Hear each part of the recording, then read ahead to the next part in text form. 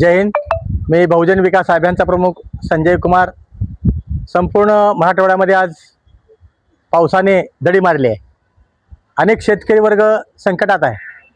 वर्षभर कमाई करून शेतकऱ्यांनी शेतामध्ये पेरणी केली आणि अचानकपणे पावसाने गेल्या 2 महिन्यापासून दडी मारल्यामुळं शेतकरी फार मोठ्या अडचणीत आहेत। म्हणजे सरकारला विनंती आहे की आता निसर्गाने कोप केला आहे, आता सरकारने तात्काळ निर्णय घेऊन प्रत्येक शेतकऱ्यांना हेक्टरी 50,000 रुपयाची मदत अदा करण्याची गरज आता हाती सरकारने घ्यावी। कारण सरकारचेच मायबाप आहेत। निसर्ग कोपला म्हणून सरकार गप्प बसू नये। 2 महिन्यापासून आता पाऊस नाही, आलेले पीक शेतकरी बघून डोळ्या शेतकरी पाणी येत आहे। काल परवा कालची बातमी वाचली पाहिली मी तुमच्या माध्यमातून चाकूरची। 1 एकर टमाटर शेतामध्ये पेरला, त्या टमाट्याला बोरचं पाणी काही दिवस राहिलं, आता ते बोरचं पाणी गेल्यानंतर स्वतः हाताने पाणी टाकून त्यानं ते टमाटर जगवण्याचा प्रयत्न त्याने केला। 1 एकर टमाटर कसं जगवावं हा प्रश्न त्याच्यासमोर पडलाय।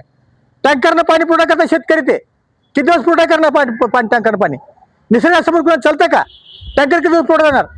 म्हणून सरकारला विनंती आहे, असे शेतकरी अनेक आहेत मराठवाड्यामध्ये। प्रत्येक शेतकऱ्याला विविध अडचणी समोर जावं लागत आहे।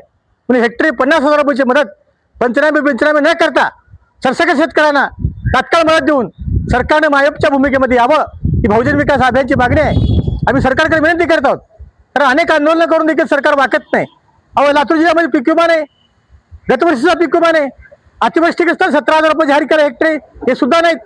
तर शेतकऱ्याला सरकार काही मदत करत नाही, पण शेतकऱ्याला अडचणीत आलाय आणि शेतकऱ्याची आत्महत्या होण्याचं कारण हे असं निसर्गाचा कोप, शासनाची न करणारी मदत हेच सर्व कारण आहे। तुमच्याबद्दल सांगतो आणि सरकारने जाहीरपणे सांगतो की बहुजन विकास अभियान येत्या 4 ते 5 दिवसामध्ये भव्य असे आंदोलन करून शेतकऱ्याला मदत जाहीर करा ही मागणी आम्ही मायबाप शेतकरी सरकारकडे करणार आहोत। जय हिंद।